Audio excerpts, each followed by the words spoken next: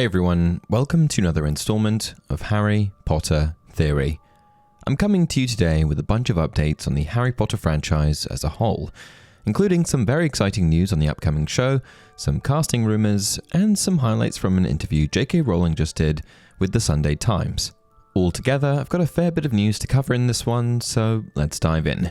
Starting with the biggest piece of news. Filming begins summer 2025. While I was working on another video, this bit of news popped into my Instagram feed, and I knew I had to cover it. Up until now, we've been left mostly in the dark with regards to production updates on HBO's upcoming Harry Potter TV series. However, posted jointly just a few hours ago by Stream on Max, Harry Potter and HBO, was an official statement revealing that production of the HBO series will begin summer 2025 at Warner Bros. Studios Leavesden, the original filming location for the 8 films. This news comes just a couple of months after the official casting call for the roles of Harry, Ron and Hermione in the series, so I assume things must be going well. While Warner Bros. CEO David Zaslav had previously hinted at a 2025 premiere of the show, Casey Bloys has since shared that the timeline has been pushed back. The network is now targeting a release somewhere between late 2026 and 2027, which makes sense given the now released production schedule.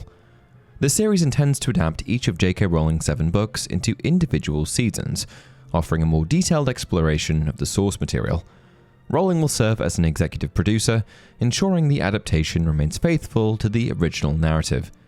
Anyway, this news is exciting as it indicates progress is being made on the show. I'm happy to give them as much time as they need to produce a good product, but getting these sorts of updates along the way makes it feel much more like a reality. Now all we have to wait for is the casting decisions to be released, which I'm sure will roll out slowly over the coming months. Which brings me to my next bit of news. The new Snape. When you think of Snape, you think of Alan Rickman. These two are one in the same, entirely synonymous. But with a new Harry Potter show on the horizon and the need to fill the role of Snape once again, you may have to slightly reimagine how you envision Snape. Severus Snape, the brooding potions master of Hogwarts, is one of the most layered and enigmatic characters in the Harry Potter saga, and recasting him for the reboot is going to be a tall order. However, the wizarding world is buzzing with fresh rumours that Papa Asidu, known for his critically acclaimed performances in I May Destroy You and The Lazarus Project, is being eyed for the role. Asidu is a renowned British actor of Ghanaian origin. His acting career began with stand-up performances at the Royal Shakespeare Company, where he portrayed the title roles in Hamlet and King Lear.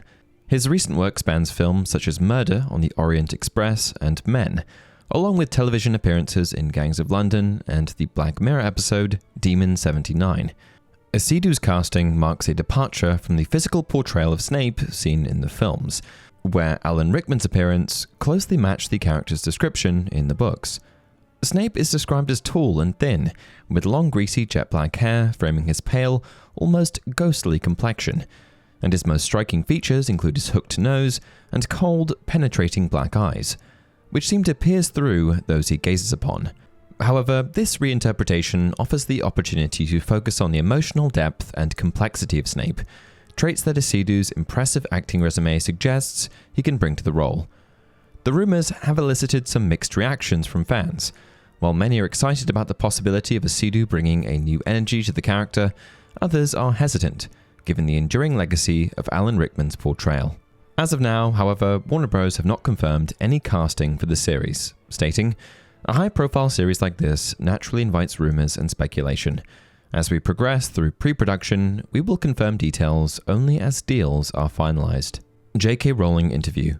To celebrate the 50th anniversary of the Sunday Times bestseller list, and Harry Potter and the Philosopher's Stone being listed in the top 100 best-selling books from the charts in the past 50 years, JK Rowling gave an interview to the newspaper.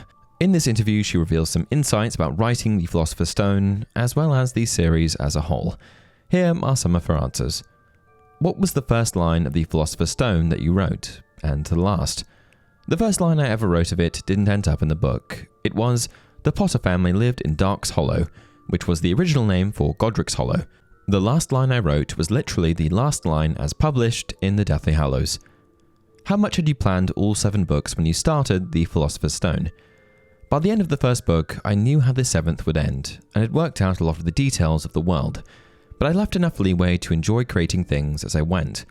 although they're such different genres, I've applied a lot of what I learned about world building on Potter to the Strike series.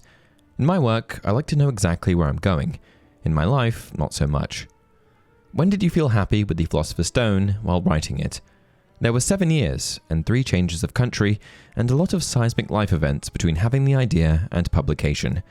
I kept losing hope in putting it away, but that happened less and less as I worked on it. At a certain point, it, or I, caught fire, and I stopped doubting.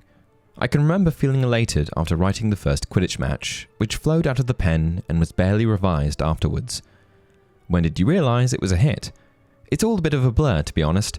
Winning the Smarties Book Prize in 1997 was a massive moment, and then I got a record advance from America and everything went crazy.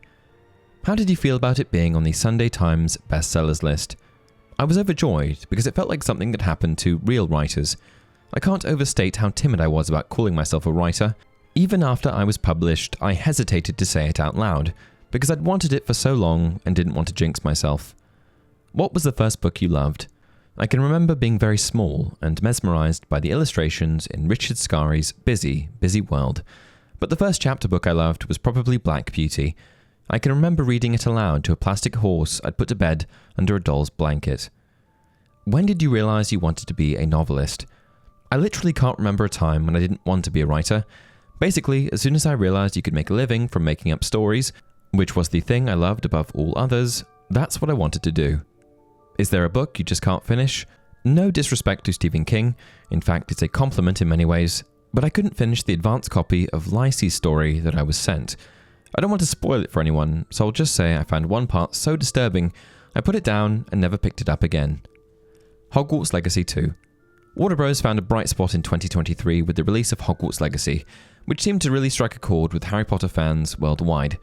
The game topped sales charts as the best-selling game of 2023 across all platforms and all genres, beating out Call of Duty, Madden, Zelda, Diablo, and more. And since the game's release, over 30 million copies have been sold. And for these reasons, you probably won't be too surprised to hear that a Hogwarts Legacy sequel has apparently become a very big priority. Obviously, a successor to Hogwarts Legacy is one of the biggest priorities. So there is certainly a significant growth contribution from that game's business in our strategic outlook here. As Warner Bros. Games develops the Hogwarts Legacy sequel, David Haddad also noted that the team is coordinating story elements with Warner Bros. Television, which is working on the upcoming Harry Potter HBO series. I wonder how the two will cross over. Anyway, that's it for today's Harry Potter news update. Let me know your thoughts on these news stories down in the comment section below.